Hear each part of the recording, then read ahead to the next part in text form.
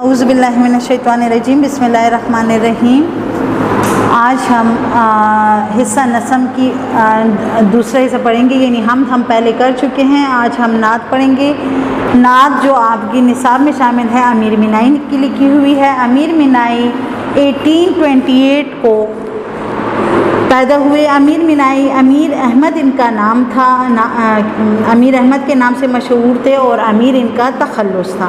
لکھنؤ میں پیدا ہوئے۔ ان کے والد کا نام مولوی کرم احمد تھا۔ حضرت مخدوم شاہ مینا کے خاندان سے تھے، اسی لیے مینائی کہلائی۔ ابتدائی تعلیم اپنے والد سے پائی، بعد میں علماء فرنگی محل سے علم کی تکمیل کی۔ عربی اور فارسی میں پوری مہارت رکھتے تھے۔ ان کی طبیعت بچپن ہی سے شاعری کی طرف مائل تھی، یعنی شاعری کی طرف ان کا دھیان زیادہ تھا۔ چنانچہ انہوں نے مشہور شاعر مظفر علی اسیر کی شاگردی اختیار کی اور تھوڑی سی مشق سے شاعری میں نام پیدا کر لیا۔ انہوں نے 2 کتابیں ارشاد السلاطین اور ہدایت السلاطین لکھی، جس پر نواب واجد علی شاہ والی عود جو عود کے والی تھے انہوں نے انعام دیا۔ 1859 میں سلطنت عود کو انگریزی حکومت میں شامل کر لیا گیا تو امیر مینائی رامپور چلے گئے۔ وہاں ان کی خوب آؤ بھگت ہوئی۔ نواب کلب علی خان والی رامپور کے استاد مقرر ہوئے۔ اسی زمانے میں انہوں نے نظیر اللغات اور امیر اللغات لکھنی شروع کی۔ ابھی 2 ہی جلدیں لکھی تھی کہ نواب صاحب فوت ہو گئے۔ داغ دہلوی کی دعوت پر وہ حیدرآباد دکن چلے گئے۔ امیر مینائی کے 2 دیوان ہیں، صنم خانہ عشق اور مرات الغیب، جو نعت گوئی میں انہوں نے بڑی شہرت حاصل ہوئی، اور نور تجلی، ابر کرم، شام ابد، صبح ازل کے عنوانات سے مثنویہ بھی لکھی۔ وہ بہت قادر الکلام تھے، یعنی اپنی کلام پر پوری طرح عبور رکھتے تھے۔ جب تک لکھنؤ میں رہے لکھنوی انداز میں لکھتے رہے۔ داغ کی صحبت میں رہ کر ان کی زبان نکھر گئی۔ اردو میں نعت گوئی کو امیر مراد امیر مینائی نے شاعرانہ محاسن سے روشناس کرایا۔ سلاست، آسانی، سادگی اور روانی ان کے کلام میں نمایاں ہے۔ اگرچہ وہ لکھنوی دبستانی یعنی لکھنؤ کی سے تعلق رکھتے تھے، مگر ان کا کلام درد اور اثر سے خالی نہیں تھا، یعنی لکھنوی رنگ اس میں بہت کم تھا۔ لکھنؤ میں چونکہ آزادانہ ماحول تھا تو جو وہاں پر شاعر تھے تو ان کی شاعری میں بھی آزادانہ ماحول تھا، لیکن امیر ایسے نہیں تھے۔ رعایتی لفظی کا استعمال ان کے کلام میں خوب رنگ دکھاتا ہے۔ ان کی طبیعت تصوف کی طرف مائل تھی۔ تصوف یعنی صوفیانہ کلام، تصوف کے مضامین بھی ان کے کلام میں مل جاتے ہیں۔ نزاکت تخیل اور خارجی مضامین کے باوجود ان کا کلام سوز سے خالی نہیں ہے۔ امیر مینائی نے 1900 میں حیدرآباد دکن میں وفات پائی۔ ان کے وفات پر داغ دہلوی نے کہا ہے دعا بھی داغ کی تاریخ میں، قصر عالی پائے جنت میں امیر، کہ امیر کو اللہ جنت میں بھی اچھا مقام عطا کرے جس طرح انہوں نے دنیا میں نام کمایا۔ نعت مبارک۔ سوئی طیبہ بن کے ہم زائر چلے، شکر کی جا ہے دن اپنے پھر چلے، یا رسول اللہ جلدی آئیے، لشکر انواع میں ہم گر چلے ہیں، گھر نہیں ہے۔ نخلی دل میں تھے گناہوں کے جو برگ، حب حضرت کی ہوا سے گر چلے، کیا میسر ان کو ہوتی رائے راست، چال پر کب آپ کی کافر چلے، پھر رسائی کی رسا تقدیر نے، پھر مدینے ہو کہ ہم زائر چلے، شوق دل نے کی دوبارہ رہبری، آگے بھی ہو آئے تھے اب پھر چلے، رائے حضرت میں اڑتا ہوں امیر، اڑ کے کیا مجھ سے کوئی طائر چلے۔ ٹھیک ہے۔ اس نعت میں شاعر حضرت محمد صلی اللہ علیہ وسلم کی تعریف بیان کرتے ہوئے کہتے ہیں، لیکن یہاں پر شاعر کی تشریح لکھتے ہوئے ہم شعر لکھنے کے بعد جس طرح اقتباس لکھنے کے بعد ہم متن کا حوالہ لکھتے ہیں، اسی طرح شعر لکھنے کے بعد ہم حوالہ نظم و شاعر لکھیں گے۔ حوالہ نظم و شاعر میں ہم لکھیں گے کہ یہ اشعار امیر مینائی کی لکھی ہوئی نعت سے لیے گئے ہیں۔ امیر مینائی نے بہت خوبصورت اور دلکش نعتیں لکھی ہیں۔ انہوں نے نعت کی روایت کو بہت اچھے انداز میں برتا ہے اور اس میں ادبی شان پیدا کی ہے۔ سوئے طیبہ بن کے ہم زائر چلے، زائر زیارت کرنے والے، سوئے طیبہ مدینہ منورہ کی طرف، شکر کی چاہ ہے دن اپنے پھر چلے یعنی حالات بہتر ہونا، قسمت بدل جانا۔ نعت کے شعر میں امیر مینائی نبی اکرم صلی اللہ علیہ وسلم سے اپنی محبت اور عقیدت کا اظہار کرتے ہوئے کہتے ہیں کہ میرے دل میں رسول پاک صلی اللہ علیہ وسلم کے روزے مبارک پر حاضری دینے کی بڑی خواہش تھی، مدتوں سے میں اس انتظار میں تھا، مجھے عرصے سے یہ خواہش تھی کہ کاش کوئی ایسا موقع فراہم ہو، ایسا موقع میرے ہاتھ آئے کہ میں مدینہ منورہ جا سکوں۔ مجھ پر اللہ کا بہت بڑا فضل و کرم ہے کہ میرے دن پھر گئے ہیں، میرے حالت بہتر ہو گئے ہیں اور میں در مصطفیٰ پر حاضری دینے سوئے طیبہ مدینہ منورہ کی طرف جا رہا ہوں۔ ہر کسی کے مقدر میں یہ شرف نہیں ہوتا، یہ خوش قسمتی ہے اور یہ خوش بختی اور سعادت صرف ان لوگوں کو نصیب ہوتا ہے جنہیں اللہ تعالیٰ مدینہ منورہ کی زیارت کرنے کی توفیق عطا کرتا ہے۔ امیر مینائی اپنی اس خوش قسمتی پر بہت فخر کر رہے ہیں، بڑے نازاں ہیں، وہ خوشی سے پھولے نہیں سما رہے۔ وہ کہتے ہیں اللہ کا لاکھ لاکھ شکر ہے کہ میری یہ خواہش، میری جو مدتوں سے یہ خواہش تھی، اللہ نے یہ پوری کر لی اور اب میرے دن پھر آئے ہیں اور میری قسمت بدل گئی ہے اور میری مدتوں پرانی خواہش اللہ نے پوری کر دی ہے اور میں اپنے آپ کو اب بہت بڑا خوش قسمت خیال کر رہا ہوں اور میری یہ بہت بڑی خوش قسمتی ہے کہ میں رسول اللہ صلی اللہ علیہ وسلم کے شہر کی طرف جا رہا ہوں۔ پھر ہے شعر نمبر 2۔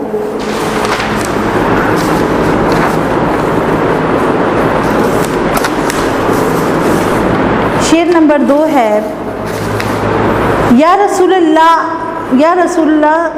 جلدی آئیے لشکر اندووں میں ہم گھر چلے۔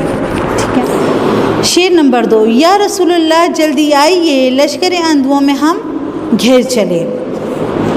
نعت کے اس شعر میں امیر مینائی حضور صلی اللہ علیہ وسلم کی خدمت اقدس میں عرض کر رہے ہیں کہ یا رسول اللہ، ہم دنیا کی دکھ درد تکلیف غم رنج و الم میں بری طرح پھنس چکے ہیں، ہم چاروں طرف سے غموں میں ڈوب چکے ہیں، غموں نے ہمیں گھیر لیا ہے۔ جس طرح دشمن کے لشکر کسی قافلے کو اپنے گھیرے میں لے لیتا ہے، اسی طرح کفر کی طاقتیں ہم پر غالب آ گئی ہیں اور ہمارا نام و نشان مٹانے کے لیے مصروف عمل ہیں۔ ہم ان کے مظالم کا نشانہ بنے ہوئے ہیں، ہمارا خون پانی کی طرح بہا رہے ہیں۔ یہ تو وہ 1857 کی جنگ آزادی کی بات بھی اس میں شامل ہے کہ جب مسلمانوں کو ناحق قتل کیا جا رہا تھا۔ ٹھیک ہے، تو کہتے ہیں کہ یا رسول اللہ، تیری امت تاریخ کے نازک دور سے گزر رہی ہے، ہم دنیا کی رونق سے باخبر ہیں، ہمیں یہاں سے صاحب ایمان ہو کر جانا ناممکن نظر آتا ہے۔ آپ صلی اللہ علیہ وسلم ہم پر کافر جو ہے وہ غالب آئے ہوئے ہیں۔ آپ صلی اللہ علیہ وسلم ہماری، یہاں پر اس شعر میں شاید کہتے ہیں کہ یا رسول اللہ، آپ ہی ہماری رہنمائی کیجئے، ہماری خبر لیجئے، صرف آپ صلی اللہ علیہ وسلم کے نقش قدم پر چلنے میں ہی ہماری نجات ہے۔ ایک تو یہ کہ لوگوں کو تھوڑا سا لوگ جو کہ دین سے باخبر ہو رہے ہیں، تو یا رسول اللہ ان کے دل میں اللہ کرے کہ ان کے دل میں رسول اللہ صلی اللہ علیہ وسلم کی محبت بیٹھ جائے۔ رسول پاک صلی اللہ علیہ وسلم کی جلدی آنے سے مراد آپ صلی اللہ علیہ وسلم ہمارے حق میں دعائیں دیں، مراد ہے کہ ہمارے حق میں آپ صلی اللہ علیہ وسلم دعائیں دیں، یا آپ صلی اللہ علیہ وسلم اسوائے حسنہ ہے۔ ٹھیک ہے، یعنی رسول اللہ صلی اللہ علیہ وسلم کی احکامات کو پر چل کر ہی ہم آگے کامیابی حاصل کر سکتے ہیں۔ شعر نمبر 3، نخل دل میں تھے گناہوں کے جو برگ، جب حضرت کی ہوا سے حب حضرت کی ہوا سے گر چلے۔ ٹھیک ہے، یہاں پر شاعر کہتے ہیں کہ انسان جب گناہوں کا ارتکاب کرتا ہے، گناہوں پہ گناہیں کرتا ہے، تو اس کے دل پر ایک داغ، ایک دبا بن جاتا ہے اور وہ گناہوں پر گناہیں کرتا ہے۔ جیسے کسی درخت پر بے شمار پتے ہوتے ہیں، ہم نے اپنی غفلت و نافرمانی کی وجہ سے اس سے بھی زیادہ گناہ اپنے اعمال نامے میں بھر لیے ہیں۔ رسول صلی اللہ علیہ وسلم کی محبت کی وجہ سے وہ سارے گناہ میرے دل سے اس طرح جھڑ گئے ہیں جیسے جس طرح خزاں آتا ہے اور درخت کے پتے سارے جڑ جاتے ہیں۔ تو شاعر کہتا ہے کہ یا رسول اللہ، تیری محبت سے، تیرے میرے دل میں تیری محبت پیدا ہونے سے میں نے جو گناہ کیے ہیں تو وہ بالکل اسی طرح جھڑ گئے ہیں جس طرح ایک خزاں میں درخت کے پتے جھڑ جاتے ہیں۔ اور ویسے ایک حدیث کا مفہوم ہے کہ جب انسان رسول پاک صلی اللہ علیہ وسلم پر ایک مرتبہ درود شریف پڑھتا ہے تو اگر وہ بیٹھا ہے تو کھڑے ہونے سے پہلے، اور اگر وہ کھڑا ہے تو بیٹھنے سے پہلے اس کے سارے گناہ معاف ہو جاتے ہیں، چاہے وہ سمندر کی جھاگ کے برابر ہی کیوں نہ ہو۔ تو پھر شاعر کہتے ہیں کہ میرے دل میں تو رسول اللہ صلی اللہ علیہ وسلم کی محبت ہے۔ ٹھیک ہے، شعر نمبر 4، کیا میسر ان کو ہوتی ہے رائے راست، چال پہ کب آپ کی کافر چلے۔ کیا میسر مل جانا ان کی ہوتی ہے رائے راست، سیدھا راستے پر جانا۔ تو اس شعر میں شاعر کہتے ہیں کہ رسول پاک صلی اللہ علیہ وسلم تمام انسانیت کے لیے ہدایت کا سچشمہ ہے۔ آپ صلی اللہ علیہ وسلم قیامت تک تمام بنی نوع انسان کے لیے بہترین نمونہ ہے۔ دنیا اور آخرت کی کامیابی صرف آپ صلی اللہ علیہ وسلم کے نقش قدم اور آپ صلی اللہ علیہ وسلم کے احکامات ماننے پر ہی ہے۔ جس نے بھی آپ صلی اللہ علیہ وسلم کو رسول صلی اللہ علیہ وسلم تصور کیا، ٹھیک ہے، تو کہتے ہیں کہ جو لوگ بھی آپ صلی اللہ علیہ وسلم کے نقش قدم پر چلیں گے تو وہ کامیاب ہوں گے۔ کافر صرف اس فانی دنیا کو سب کچھ سمجھتے ہیں، ان کی کوشش کا محور صرف اس فانی دنیا کی زندگی ہے۔ آج تو شاعر کہتے ہیں کہ آج اگر کافر ہے یا مسلمان، لیکن جو اگر آپ صلی اللہ علیہ وسلم کے راستے بتائے ہوئے راستے اور طریقوں کو اپنا رہے ہیں تو وہ صراط مستقیم اور دین کا راستہ رسول پاک صلی اللہ علیہ وسلم کا اسوۂ حسنہ ہے۔ باقی ہر راستہ جو ہے وہ شیطان کا ہے۔ یعنی شاعر کہتا ہے کہ اس شعر میں شاعر کہتا ہے کہ ہمیں چاہیے، اگر ہم نے کامیابی حاصل کرنی ہے تو ہم نے اسوۂ حسنہ یعنی رسول صلی اللہ علیہ وسلم کے اخلاق کو اپنانے ہیں، اور رسول اللہ صلی اللہ علیہ وسلم نے جو احکامات دیے ہیں ان پر عمل کرنا ہے۔ شعر نمبر 5، پھر رسائی کی رسا تقدیر نے، پھر مدینے ہو کہ ہم ظاہر چلے۔ یہاں پر اس شعر میں شاعر دوبارہ رسول اللہ صلی اللہ علیہ وسلم سے اپنے عقیدت و محبت کا اظہار کرتے ہوئے کہتے ہیں کہ رسائی کی رسا تقدیر نے پہنچ کی میری بہت بڑی خوش قسمتی ہے کہ اللہ تعالیٰ نے میری قسمت میں ایک بار پھر مدینہ منورہ کا سفر لکھ دیا ہے اور مجھے مدینے کی زیارت کی سعادت نصیب ہو رہی ہے۔ ہم ایک مرتبہ پھر دربار رسالت میں حاضر ہو رہے ہیں۔ اپنی تقدیر کی اس رضائی پر شاعر جو ہے بہت زیادہ نازاں ہیں، بہت فخر کر رہے ہیں، ٹھیک ہے۔ پھر مدینے ہو کہ بہت زیادہ فخر کر رہے ہیں کہ اللہ تعالیٰ نے میری قسمت میں دوبارہ مدینہ منورہ کی زیارت لکھ دی ہے اور میں دوبارہ رسول اللہ صلی اللہ علیہ وسلم کی زیارت کر رہا ہوں۔ شوق دل نے کی دوبارہ راہبری، آگے بھی ہو آئے تھے اب پھر چلے۔ نعت کے شعر میں شاعر کہتے ہیں کہ اس لحاظ سے ہم بڑے خوش قسمت ہیں کہ ہماری ہر دلی مراد اللہ تعالیٰ پوری کرتا ہے۔ میں ایک بار پہلے مدینہ منورہ کی زیارت میں نے کی تھی، اور اب دوبارہ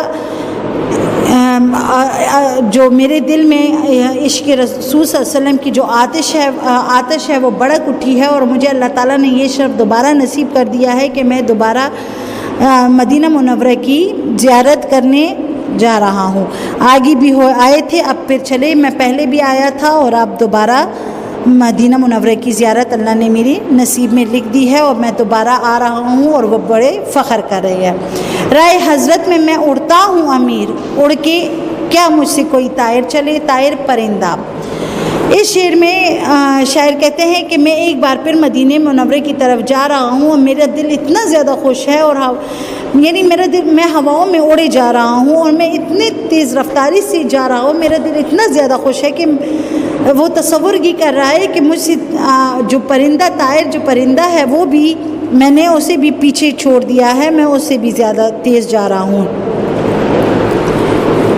یعنی مراد یہ ہے، شاعر کہنے کا مطلب یہ ہے کہ جس کے دل میں عشق رسول صلی اللہ علیہ وسلم کی آگ لگی ہوتی ہے تو اس کا مقابلہ کوئی بھی نہیں کر سکتا۔ اور شاعر کہتا ہے کہ میں وہ خوش قسمت انسان ہوں کہ مجھے یہ سعادت حاصل ہوئی ہے اور میں مدینہ منورہ جا کر اپنے دل کی دنیا حضور صلی اللہ علیہ وسلم کے قدموں میں رکھ دوں گا اور اپنی ساری محبتیں رسول اللہ صلی اللہ علیہ وآلہ وسلم پر نچھاور کر دوں گا. ٹھیک ہے. اب ہے اس نعت کے پہلے شعر میں طیبہ سے کون سا شہر مراد ہے؟ تو طیبہ سے مراد مدینہ منورہ ہے. پھر گھر گھر، جیسے ہم آواز الفاظ کو ہم قافیہ الفاظ بھی کہا جاتا ہے، اور ہم قافیہ الفاظ جو ہوتے ہیں وہ ہر شعر کے آخر میں آتے ہیں. ٹھیک ہے. پھر ہے مرکبات الفاظ. مرکب جو دو لفظوں کو ملا کر بنتے ہیں ان کو مرکب الفاظ کہتے ہیں. مرکب الفاظ لشکر اندوا، نخل دل، حب حضرت، رائے راس اور شوق دل. ٹھیک ہے. تو لشکر اندوا سے مراد ہے، لفظی معنی اس کے ہیں غموں کا لشکر، اور اس کا مطلب یہ ہے کہ شاعر نے یہ مرکب بطور استعارہ استعمال کیا. لشکر اندوا سے مراد غموں کی بہتات ہے، یعنی ایک غم ختم نہیں ہوا ہوتا دوسرا غم شروع ہو جاتا ہے. اور یہاں پر انہوں نے یہ مثال دی ہے کہ جس طرح دو فوجوں کے درمیان مقابلے کی صورت میں جو فوج مضبوط ہوتے ہیں وہ اپنے لشکر مسلسل بھیج کر مد مقابل کو کمزور کر دیتی ہے، اسی طرح شاعر کہتا ہے کہ میرا حال بھی یہی ہے، میں بھی پے در پے غموں کے آگے بہت زیادہ کمزور ہو چکا ہوں اور ہر غم دوسرے غم سے بڑا ہوتا ہے. نخلی دل سے مراد دل کا درخت. یہ بھی مرکب، یہاں یہ مرکب لیکن دو لفظ ہیں، نخل اور دل، یعنی دل کا درد. مرکب دو چیزوں کو مرکب کہتے ہیں، دو لفظ کو ملانا مرکب الفاظ ہوتے ہیں. تو یہ مرکب جو ہے تشبیہ کے طور پر استعمال ہوئے. شاعر نے دل کا درخت کی تشبیہ دی ہے اور اس کے ذریعے اپنے جذبات و خیالات اور احساسات کو پتے قرار دیے ہیں کہ جس طرح پتوں سے درخت ڈھکا رہتا ہے اور اسی طرح برے خیالات سے ہمارا دل اتنا بھرا ہوا ہے کہ نیک خیالات اس میں داخل ہی نہیں ہو رہے. یعنی بہت زیادہ جس طرح درخت جو ہے وہ پتوں سے بھرا ہوا ہے، اسی طرح ہمارے دل برے خیالاتوں سے بھرا ہوا ہے. حب حضرت حب کہتے ہیں محبت کو، حضرت محمد صلی اللہ علیہ وسلم کی محبت. یہ مرکب استعارہ ہے، اس سے شاعر کی مراد رسول اللہ صلی اللہ علیہ وسلم سے محبت ہے. چونکہ شاعر جو ہے یہ حضرت محمد صلی اللہ علیہ وسلم کے عاشق ہیں، ان کے محبوب ہیں. راست سیدھا راستہ.